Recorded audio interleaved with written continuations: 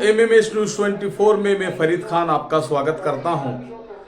मध्य प्रदेश की राजधानी भोपाल में एक हादसा हुआ और उस हादसे के बाद बहुत सारी चीजें सामने आई कि आखिर यह हादसा क्यों घटित हुआ।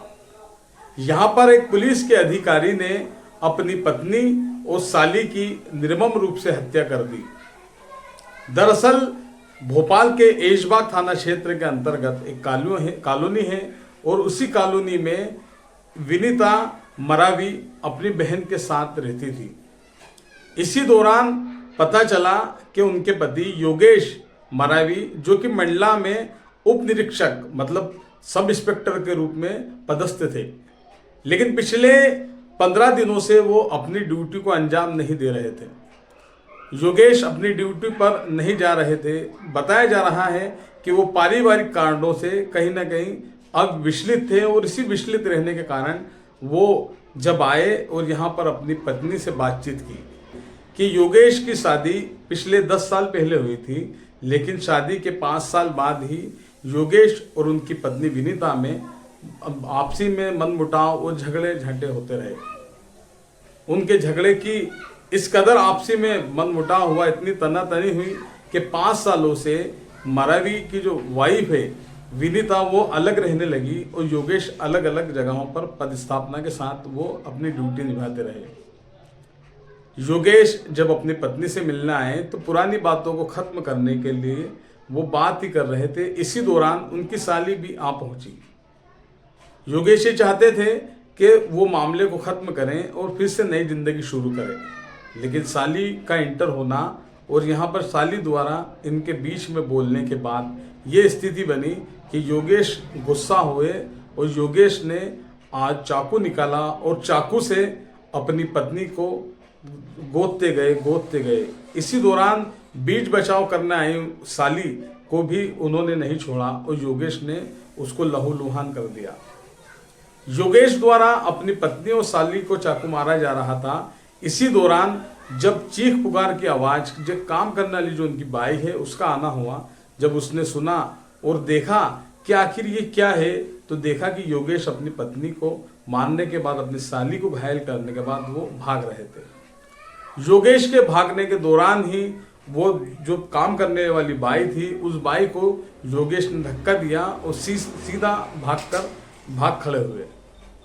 योगेश के मारने के बाद पूरा जब मामला पड़ोसियों को बाई ने पड़ोसियों को बताया, पुलिस को सूचना दी। पुलिस मौके पर पहुंची, वो सीसीटीवी कैमरे खंगाले गए तो पूरा घटनाक्रम क्लियर होता गया कि आखिर घटना है क्या। परिवार में इस तरह के जो हादसे होते हैं आखिर क्यों होते हैं। पति पत्नी में जो तीसरा होता है, कहीं ना कहीं वो जो आता है, कोई भी हो, वो कहीं ना कहीं एक परिवार को खत्म करने पर तुला होता है। परिवार में जब पति पत्नी होते हैं, उनके बच्चे होते हैं, उनको ये सोचना चाहिए कि तीसरे की एंट्री कहीं ना कहीं उनके परिवार को बर्बाद नहीं कर दे। योगेश की जो पत्नी है, योगेश की पत्नी अब इस दुनिया में नहीं है। साथ ही जो योगेश की साली है, साली भी इस दुनिया में नहीं है और योगेश भी अब फरार है। फरारी के बाद क्या होता है, पुलिस तो अपनी जद में कहीं ना कहीं योगेश को ले लेगी और पुलिस की जद में आने के बाद कोर्ट कहीं ना कहीं जेल पहुंचाने के बाद बहुत सारी चीजें होंगी जो एक कानूनी प्रोसेस होती है। लेकिन एक जो बात निकल कर सामने आई है, कहीं ना कहीं लोगों में ये चीजें ज्यादा बढ़ती जा रही है कि परिवार में, आपसी लोगों में जो अपने परिवार की बात तीसरों तक करना, घर की बात तीसरों लोगों तक पहुंचाना, और कहीं ना कहीं इसी बात से तीसरे लोगों की एंट्री होती है और परिवार बिखर कर रह जाते हैं।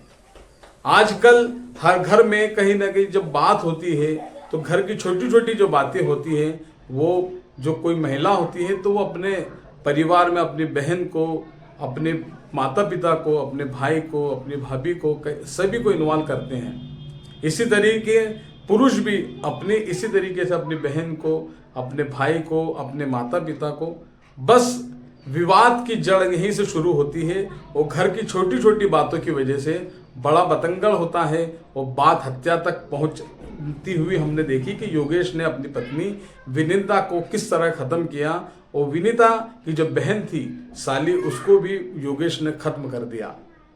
हमको हमेशा अपने घरों में ध्यान रखना चाहिए कि हम अपने घरों की जो छोटी छोटी बातें होती हैं, छोटी छोटी बातों में हम खुद समझने की कोशिश करें, खुद के दिमाग को ठंडा रखें, खुद के दिल की सुने और अपने परिवार को बचाने की कोशिश करें। नमस्कार।